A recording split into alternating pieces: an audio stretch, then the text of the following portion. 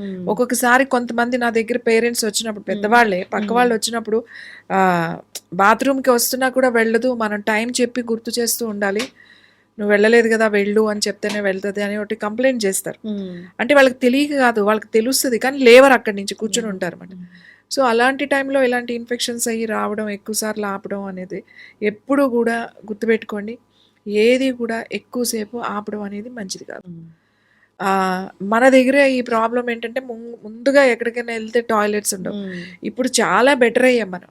Even జర్నీలో వెళ్తున్నప్పుడు మంచి రెస్టారెంట్స్ వచ్చినాయి, రెస్ట్ రూమ్స్ వచ్చినాయి, ప్రతి ఒక్కళ్ళు కూడా రెస్ట్ రూమ్స్ చేస్తున్నారు. హ్మ్.